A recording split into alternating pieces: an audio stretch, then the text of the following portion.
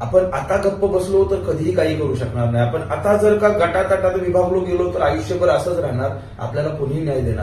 वन्य प्राण्यांच्या वाढत्या हल्ल्यांमुळे आणि शेतीच्या नुकसानीमुळे त्रस्त झालेल्या शेतकऱ्यांना न्याय मिळवून देण्यासाठी सर्वांनी गट-तट आणि पक्षीय भेद बाजूला ठेवून एकत्र येण्याचे आवाहन तानाजी सावंत यांनी केले आहे.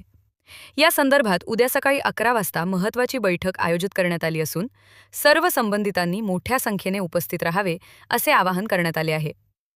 वन्यप्राणी हल्ले रोखण्यासाठी प्रभावी प्रतिबंधात्मक उपाययोजना तसेच शेतीच्या नुकसानीची तातडीने भरपाई मिळवून देण्यासाठी या बैठकीत ठोस भूमिका निश्चित करण्यात येणार असल्याचे सावंत यांनी स्पष्ट केले. नमस्कार, मी तानाजीराव सावंत, महाराष्ट्र नवनिर्माण सेना सांगली जिल्हा अध्यक्ष.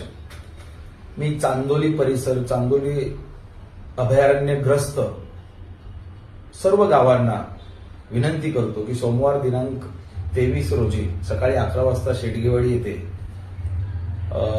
सर्व सरपंच आणि सर्व गावातील प्रमुख वेगवेगळ्या गटाचे प्रतिनिधी या सर्वांची बैठक आपण घेतलेली. ह्या बैठकीचा विषय आहे वन्य प्राण्यांमुळे वाढते हल्ले, वन्य प्राण्यांमुळे शेती पिकत नाहीये, पिकलेली शेती वन्य प्राणी उद्ध्वस्त करत असतात. तर यावरती ठोस उपाययोजना व्हायला हवी. आपण आता गप्प बसलो तर कधीही काही करू शकणार नाही. आपण आता जर का गटातटात विभागलो गेलो तर आयुष्यभर असंच राहणार. आपल्याला कोणीही न्याय देणार नाही. आपल्याला न्याय आपण स्वतः मिळवायचा आहे. त्यासाठी आपल्याला स्वतः रस्त्यावर उतरावं लागेल. प्रत्येकाला काही ना काहीतरी अडचणी असतात. अडचणी बाजूला ठेवून जर आपण रस्त्यावर उतरलो, एकत्र आलो तर नक्कीच न्याय मिळेल. आपल्याला शेती न करता कसा शासनाकडून मोबदला मिळेल, वन्य प्राणी कसे हल्ले करू नये, त्यातून जर एखादा चुकून हल्ला झाला जनावरांवरती किंवा व्यक्तीवरती तर ते फास्ट ताबडतोब कशी मदत मिळेल, ह्या बाबतीत विचार विनिमय करून शासनाशी भांडण्यासाठी आंदोलन कोणत्या कोणत्या टप्प्यात करावं हे सर्व लोकांनी एकत्र येऊन ठरवायचं आहे.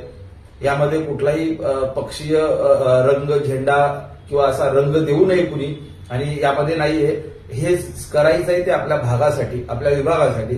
यामध्ये शाहूवाडी परिसरातली लोक असतील, पाटण परिसरातली लोक असतील किंवा इकडचे आता साधारण शाहूवाडी आणि आपला शिराळा या भागातल्या सर्व लोकांनी एकत्र यावं अशी मी आपल्याला विनंती करतो.